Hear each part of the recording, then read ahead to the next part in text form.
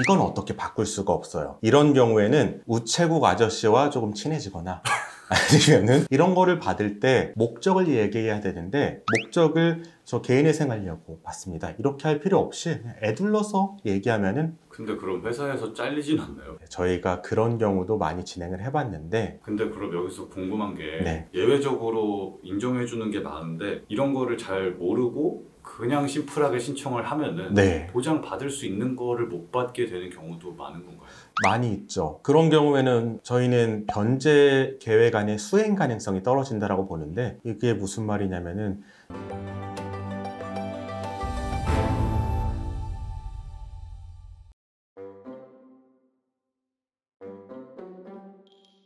개인회생을 다루는 채널들을 보면은 네. 꼭 있는 영상들이 있는데 네. 개인회생 하지 마세요, 개인회생 단점, 불이익 뭐 이런 거 맞아요. 꼭 있잖아요. 네. 그만큼 관심이 많으신 것 같은데 네. 이 단점들이 실제로 다 사실일까요? 어떤 내용이 있죠? 근데 사실 보면은 네. 낚시가 많은 것 같아요. 그래요? 단점이 네. 딱히 없다. 저도 뭐 관련 영상을 찍기도 했지만 요즘 상담을 하면서 좀 많이 물어보시는 것들이 있더라고요. 그래서 그 부분에 대해서 오늘은 5가지 부분에 대해서 개인회생의 단점 또는 불이익을 한번 살펴보도록 하겠습니다. 첫 번째로는 가장 많은 건데, 가족 모르게 진행해야 합니다. 이거 하면은 가족이 알 수 있는 거 아닌가요? 이런 거예요. 가족이 알 수 없어요. 왜냐하면은 변호사를 선임하게 되면은 모든 우편물은 집이 아니라 변호사 사무실로 송달이 될 것이고요. 그리고 가족에게는 어떠한 통보도 가지 않습니다. 다만 이런 건 있을 수 있어요. 내 배우자의 재산 정보를 법원에서 요구하는데 배우자가 협조를 안 해주거나 배우자 몰래 하기 때문에 협조를 요청할 수가 없어요. 이렇게 말씀하시는 분께는 저희가 사실조회 신청이라고 당사자가 아니라 법원을 통해서 행정기관 정보를 받아올 수가 있습니다. 그렇게 진행을 해드립니다. 다만 딱 한 가지 문제가 있는데, 개인회생은 알 수 없지만 채권 양도 통지서가 집으로 가게 됩니다. 이건 어떻게 바꿀 수가 없어요. 이런 경우에는 우체국 아저씨와 조금 친해지거나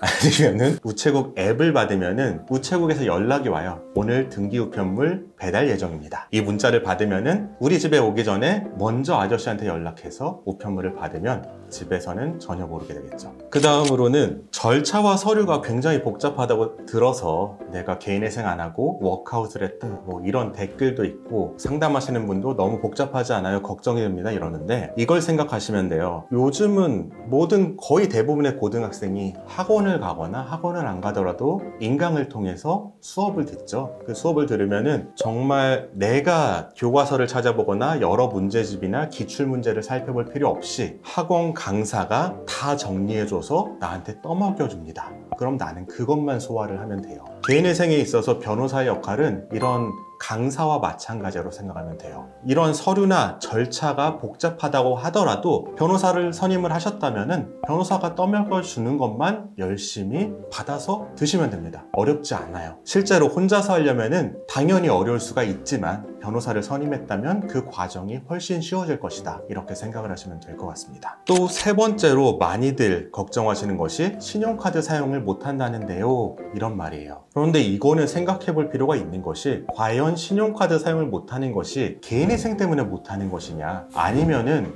내가 빚을 못 갚아서 신용카드 사용을 못하는 것이냐, 이것을 생각을 해본다면은 사실 개인회생 때문에 신용카드 사용 못하는 것은 아니거든요. 그래서 이 부분은 감수해야 되는 것이고요. 신용카드는 안 되더라도 체크카드는 얼마든지 사용할 수 있으니까 실생활에 있어서 큰 불편은 없으십니다. 네 번째로는 직장에서 알면 안 돼요. 직장 모르게 신청할 수 있나요? 특히 공무원인 분들, 학교 선생님인 분들이 이런 걱정을 많이 하세요. 직장에서 알 수 있는 방법은 없습니다. 다만 이런 부분이 있죠. 회사에 내가 개인회생에 필요한 서류, 예를 들어서 뭐 원천징수 영수증이나 급여명세서를 받아야 될 때가 있어요. 이런 거를 받을 때 목적을 얘기해야 되는데, 목적을 저 개인회생 하려고 받습니다, 이렇게 할 필요 없이 그냥 애둘러서 얘기하면은 회사에서 알 수 있는 방법은 없고요. 예외적으로 내가 회사를 통한 대출을 하고 있다, 이런 회사가 채권자이기 때문에 회사도 알 수밖에 없겠죠. 이 경우는 당연히 회사가 알 수 있지만 개인회생을 한다는 이유로 회사가 알지는 못합니다.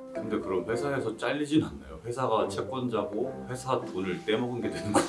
저희가 그런 경우도 많이 진행을 해봤는데 잘리지는 않고, 다만 그것조차도 아무래도 뭐 인사평가에서는 안 좋게 고과가 나올 수가 있으니까 조금은 두려워하시는 분들이 많죠. 마지막으로 말씀드릴 것은 최저 생계비로 사는 것이 굉장히 불편하다라는 단점이 있는데요. 이거는 사실이에요. 최저 생계비로 우리가 국가로부터 인정받을 수 있는 금액은 굉장히 적어요. 실제로 그 금액으로 개인회생 이전에 생활하고 있는 사람은 많지 않아요. 하지만 그렇다고 해서 그 생계비로 생활하는 게 불가능한 것이냐? 제가 살펴본 바로는 그렇지는 않고요. 특히 주변에 도움을 받을 수 있는 분들은 상대적으로 쉬워요. 뭐 1인 가구라든지 아니면은 부모님의 도움을 받을 수 있다든지 혹은 배우자가 소득이 있다든지, 이런 분들은 최저 생계비가 낮더라도 실제 생계비에 있어서는 어려움을 겪지 않습니다. 제일 힘들어 하시는 분들은 외벌이인데 자녀가 있으신 분들이에요. 이런 분들 같은 경우에는 자녀의 교육비도 필요하고 자녀의 교육을 위해서 특정 주거 지역에 살아야 될 필요성도 있거든요. 학교를 옮겨야 되니까요. 이런 분들은 이 생계비 때문에 상대적으로 좀 곤란해 하시는 분들이 많은데, 그 외의 경우에는 분명히 불편하지만 결국은 해내십니다. 할 수 있습니다. 생계비 같은 것도 살펴보면 인정 더 해주는 부분도 많지 않나요? 맞아요. 이 생계비도 제가 말씀드린 주거비 부분, 특정 지역에 살아야 돼서 주거비가 더 많이 들어가면은 추가 생계비로 주거비를 더 인정을 해주고 있고요. 아이들의 교육비도 추가 생계비로 더 인정을 해주고 있습니다. 그리고 고소득자의 경우에는 기타 생계비로 생계비를 더 인정해주고 있고, 여러 가지 방향에서 생계비를 더 인정해주는 방향으로 제도가 발전하고 있으니까 실제로 부딪혀보기 전에 너무 걱정하실 필요는 없을 것 같습니다. 근데 그럼 여기서 궁금한 게 네. 예외적으로 인정해주는 게 많은데 이런 거를 잘 모르고 그냥 심플하게 신청을 하면은 네. 보장 받을 수 있는 거를 못 받게 되는 경우도 많은 건가요? 많이 있죠. 그런 경우에는 저희는 변제 계획 안에 수행 가능성이 떨어진다라고 보는데, 이게 무슨 말이냐면은 3년 동안 그 생계비로 실제로는 못 살 거기 때문에 결국은 폐지될 거란 얘기죠. 그 점을 다 고려해서 변제 계획안이 제출이 돼야 됩니다.